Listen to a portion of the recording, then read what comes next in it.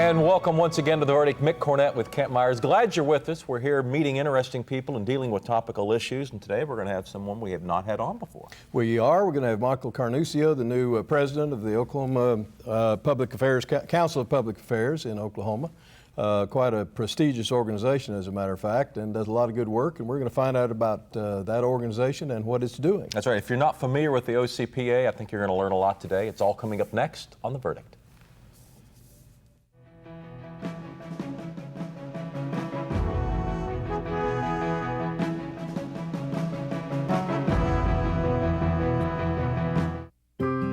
A greener planet, cleaner air, a healthy economy, national security, a smaller deficit and a stronger dollar, green jobs, better jobs, energy independence, warmth and light and transportation. These are the reasons Chesapeake champions natural gas every day.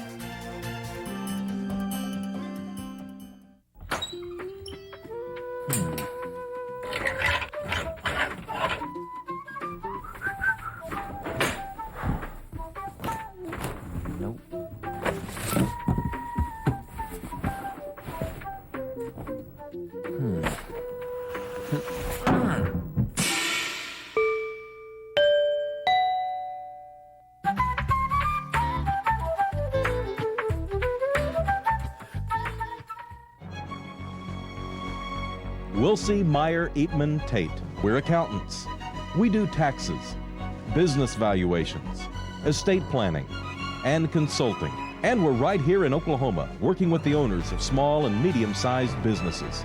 Steve Wilsey and Stuart Meyer have the resources and the experience. Wilsey, Meyer, Eatman, Tate in Oklahoma City and Tulsa.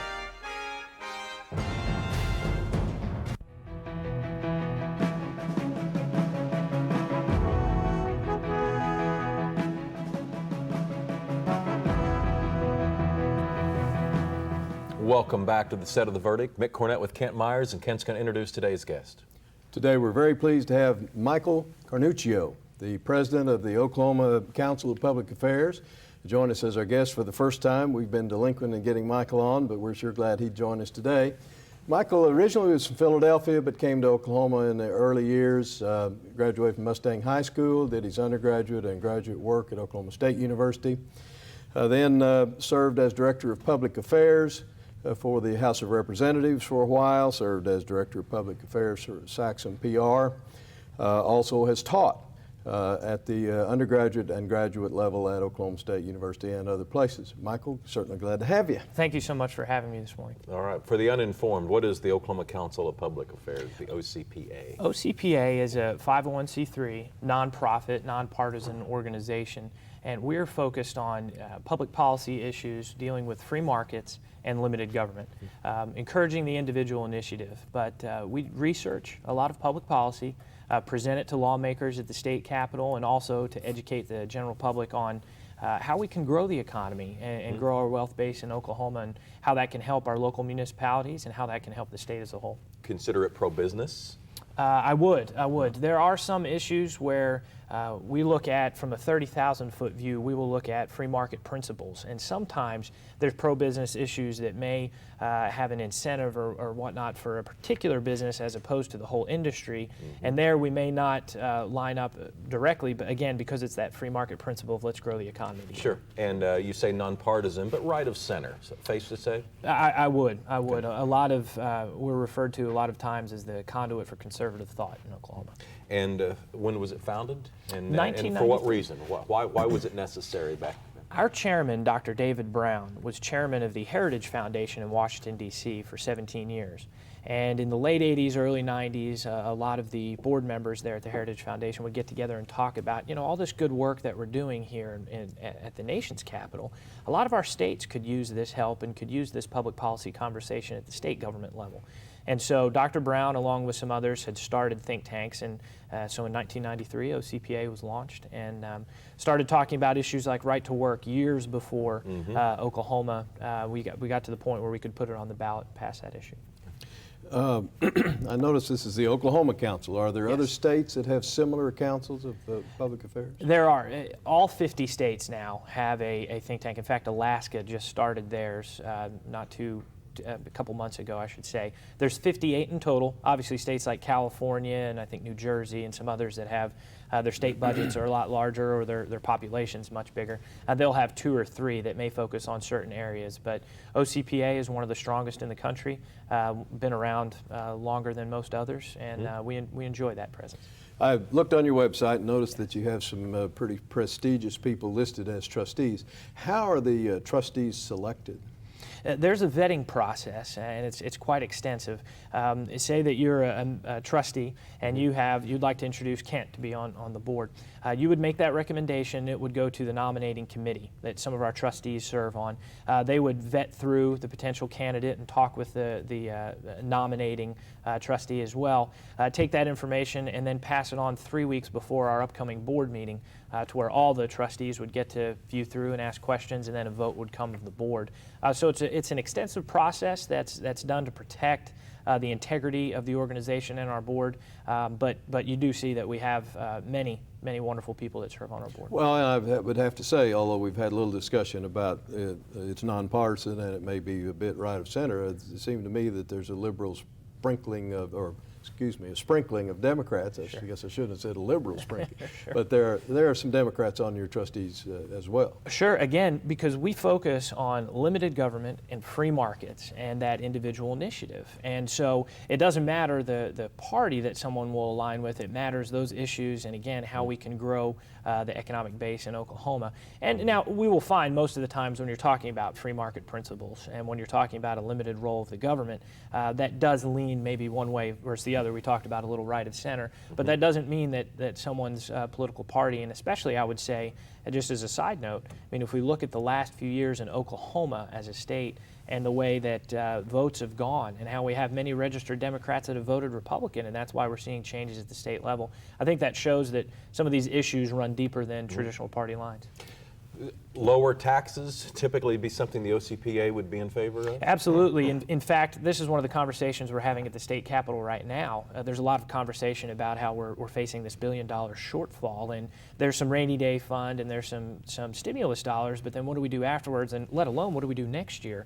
And our conversation is if we can lower the overall tax rates that we have, our tax code, that will allow the economy to grow. And I think our local municipalities and our cities would say, man, if we can raise that sales tax revenue, if we could find ways to raise property tax revenue from investment into our businesses and our homes, I think then we would see, obviously, that government would find revenue coming in as well. So I joke all the time at the Capitol, I say, hey, here's a limited government guy telling you how to make more money for the government.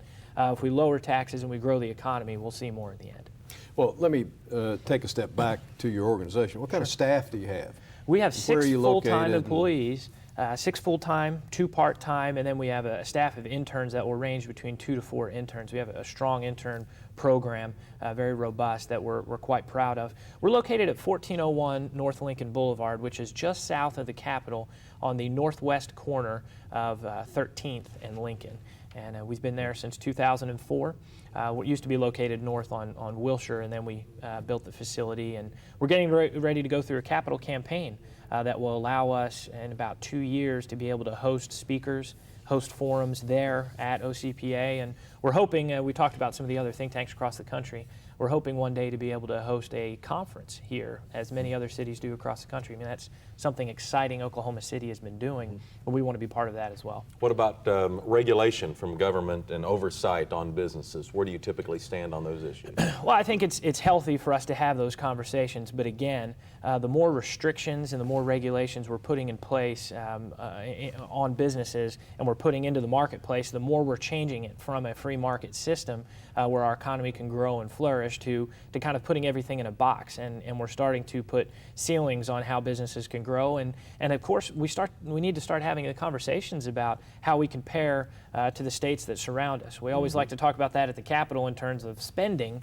Other states are spending more. Well, we need to also turn that around and look at, well, issues of tort reform, issues of regulations and of taxes. Where are we comparing ourselves to Texas that may be gaining a lot of jobs that we are not? Give us a day, give our viewers a day in the life of Michael Carnuccio. Well, there's usually a couple opportunities for speaking engagements to talk to civic groups across the state. Also attend meetings of business owners and private citizens that are concerned about maybe the state government, but especially the federal government, getting too involved and overstepping those boundaries. And so we'll have conversations about how people can get more involved. A lot of writing. OCPA is a research-based organization looking at public policy, so we're educating ourselves every day, doing more writing than most folks normally would. But I would say, and you probably hear this a lot, there's not a typical day, but I definitely enjoy that, the opportunity to speak, to meet with individuals, and then to continually educate ourselves on public policy issues. So your work doesn't slow down when the legislature goes out of session? No. In fact, it may even pick up quite a bit more. When the legislature is in session, we go from talking about the broad issues to more specifically, this is how this issue will affect and this issue will. Once session is done, we begin working toward the next year and helping to educate those lawmakers on, okay, here's the impact of what just happened, here's what we can do moving forward, and here's what the federal government is doing that you need to be aware of.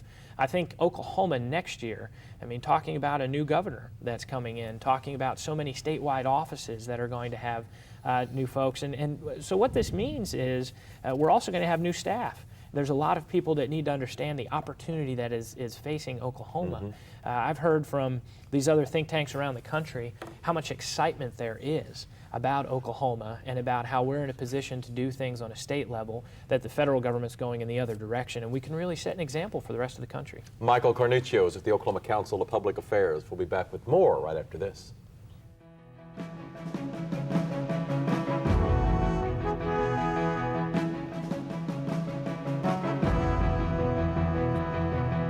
From the first grade on, I knew I wanted to be an artist. That's all I ever thought about.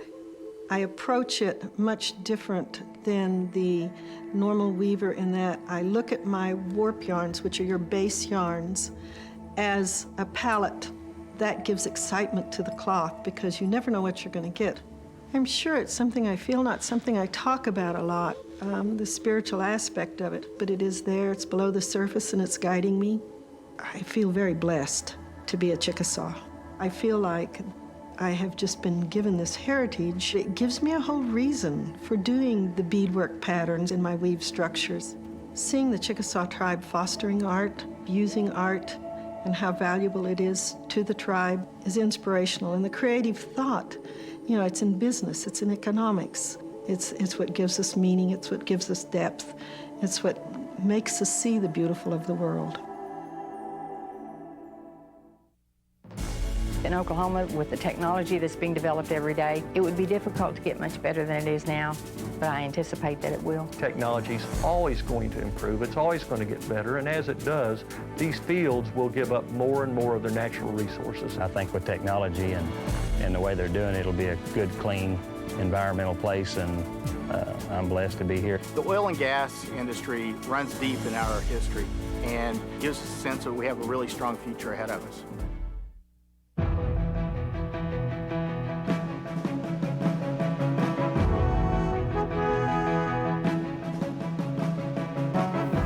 Welcome back to the set of the verdict. We're visiting with Michael Carnuccio at the Oklahoma Council of Public Affairs, and we wanted to talk about term limits in this segment.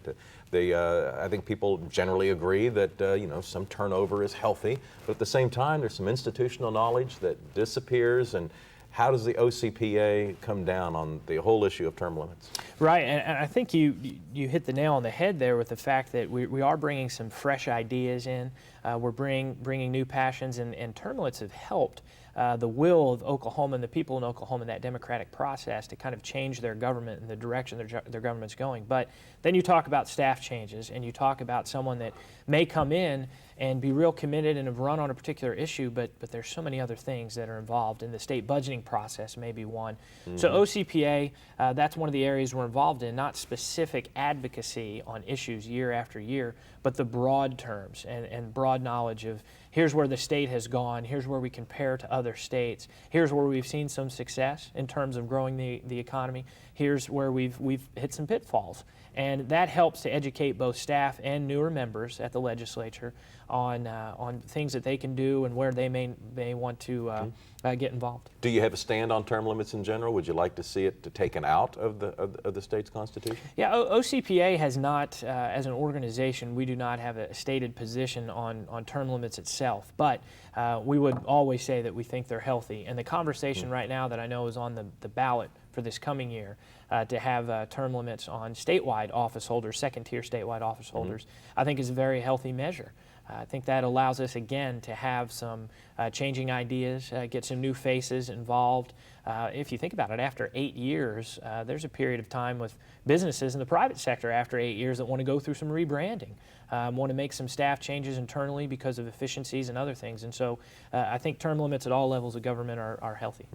Let's take up a specific issue that I know you're worrying about and thinking about, and that's education in Oklahoma. Tell us what your policy is there and what you're doing about it. Well, and this is where OCPA takes those free market principles and applies them to public policy issues.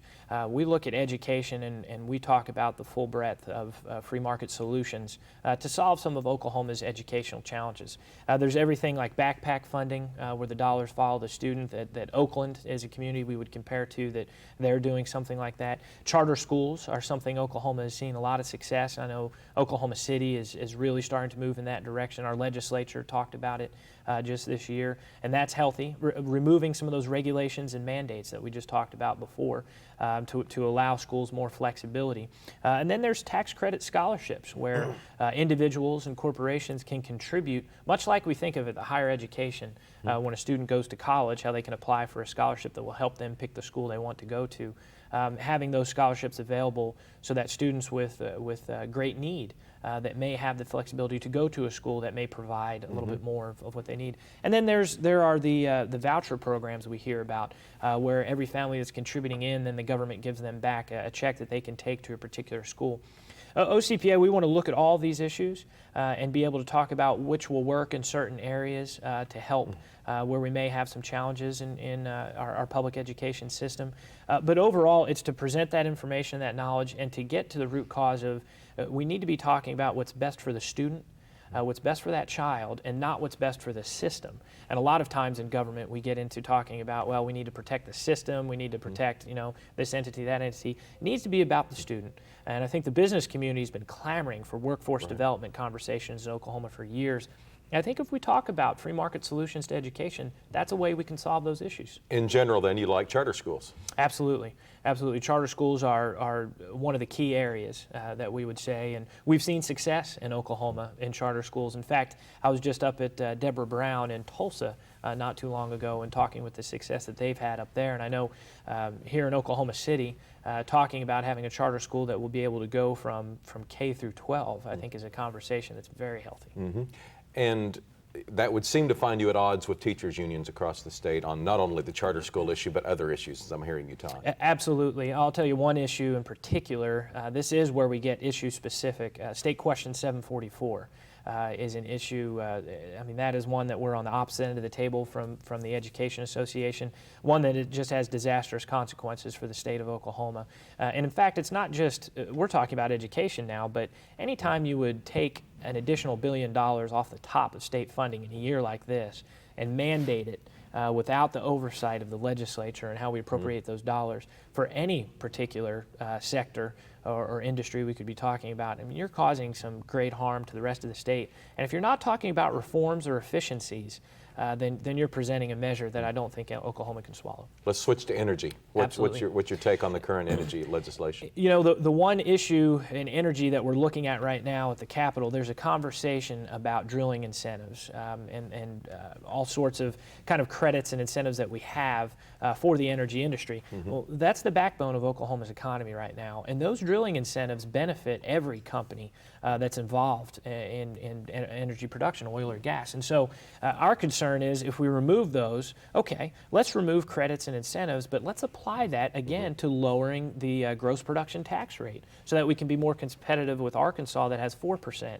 or Texas that even though they're 7.5%, they don't have an income tax. And so if we want to take that that kind of political capital from here and apply it here so that we can grow the economy and benefit our businesses, that's a conversation we'll have. But we have great concern right now that there's discussion about removing some of these incentives and opportunities to grow the energy industry that help make Oklahoma competitive right now. If we remove those just to fill some budget gaps at the Capitol, we could be doing ourselves great harm down the line. But do you expect your position to be influenced or harmed at all by this natural disaster that we're observing now in the Gulf, as far as drilling? No, our position will not be. I think this presents us with the opportunity to look at what safety measures are in place and what are we doing, but it also allows us to look at, well, what created this situation, what regulations may have been in place beforehand that may have caused for the energy industry not to adapt or not to be able to put safety precautions in place that they would have done in a total free market system. Tell us about the council's position on taxes and spending generally. Well, generally, we're a limited government organization, and it's important that we talk about, because in today's kind of political conversation, limited government a lot of times is heard of eliminated government, and that's not what we're referring to. There is a need for infrastructure development, public safety, education, all forms of government, but at what extent and how reaching should that government get? And so what we would look at when we talk about taxes and regulations and whatnot is how can we reduce the burden on the individual business or the individual citizen in Oklahoma that will help us, again, grow the economy, will help us to create new and fresh ideas, to be creative in this state, to be innovative. I think those are the areas that we're looking at. And there are some tax codes that we have right now. There's some policies that are holding us back, especially when we talk about California. They're hemorrhaging jobs right now. There are companies and individuals moving out of California because of the condition that state is in, and they're looking where to go. Now, Texas and Florida, they don't have income tax. That looks pretty good. But Oklahoma, we have a quality of life here. We have that Oklahoma standard that we pride ourselves on. We have the Oklahoma City Thunder that have got everyone around the country looking at us right now. So there's focus on Oklahoma. Well, if our tax code, if we can get that more in line to make us as competitive as some of these other states, when you talk about prosperity, we're on track. Talk about lawsuit reform. Tort reform is an issue that the governor in 2004 and again in 2006 commented and promised Texas Plus. I think the business community has been looking for something. The agreement that came, 2 years ago, I think, in session, not this session, but past session, that didn't go as far as we need it to go. And I think the conversation right now on a national level about health care and about the health care policy is really helping us to have a conversation again about the need for lawsuit reform. Drive down costs, increase accessibility, and increase the opportunity for people to own their own businesses, to grow those businesses, to hire workers and create jobs. That's where our focus should be. I bring up healthcare as an example. If you remember when that conversation started on a national level, we were talking about access to care and affordability of care. Those were the concerns. Well, lawsuit reform would address both of those. It would drive down the cost of medical practitioners for their malpractice insurance. It would drive down the premiums for citizens to be able to afford insurance. And it would allow more doctors and more providers to be able to go out in rural communities, and their costs would be lower, and so we wouldn't have access to care concerns. We've got about 30 seconds left. What would you like our viewers to walk away from this program thinking? Well, I would like them to understand that OCPA is a nonpartisan, nonprofit research think tank talking about limited government and free markets. Our website is ocpathink.org. We bring in speakers like Congressman Paul Ryan and some other national speakers all the time, and we invite everyone to attend an event and let us know how we can help. All right. Thank you very much, Michael, for coming on the show. Continued information. We're going to give some information later on how people can join, but is it a membership type situation? It is a membership organization. We do have a policy journal that goes out every month that all of our members receive, as well as some other emails and weekly updates on legislation and policies. So it's really a good website. Absolutely, absolutely. OCPAthink.org. All right, Michael Carnuccio with the Oklahoma Council of Public Affairs. Kent and I'll be back in a couple of minutes to wrap this show up. We'll see you then.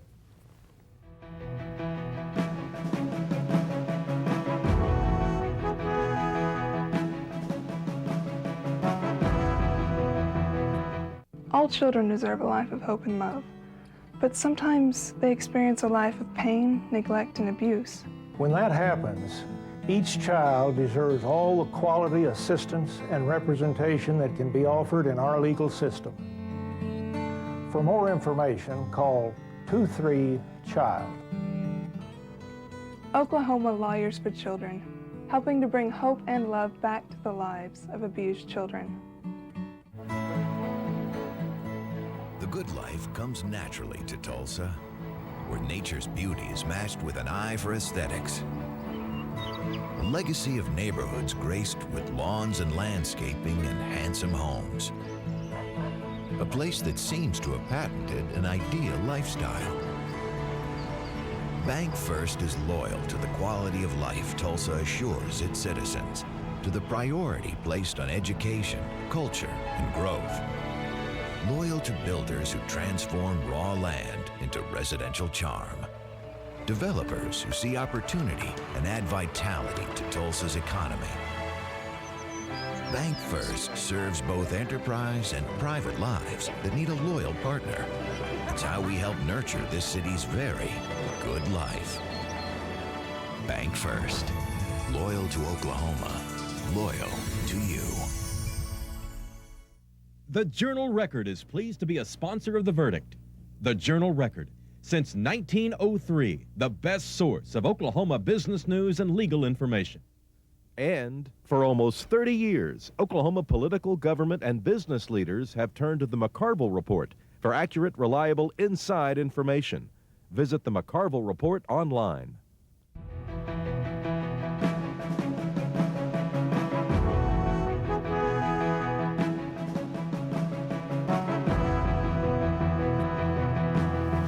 We are wrapping up a show in which we learned more about the Oklahoma Council of Public Affairs. Michael Carnuccio, the president of that organization, was in. I find it interesting. They call themselves an independent think tank promoting enterprise and limited government since 1993.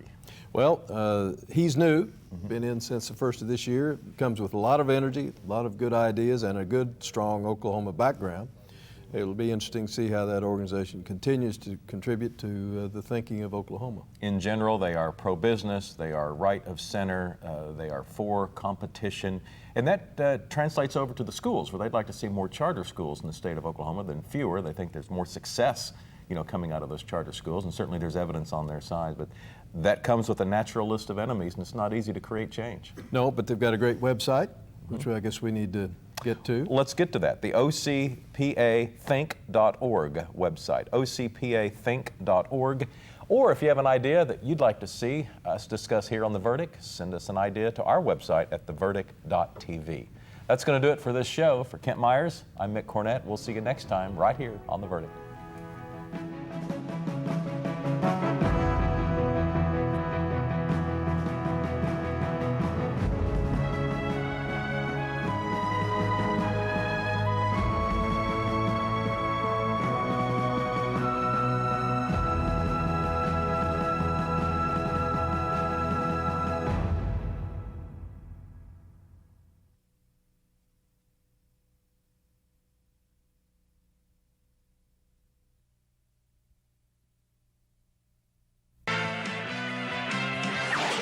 The preceding program was produced exclusively for the Cox Channel.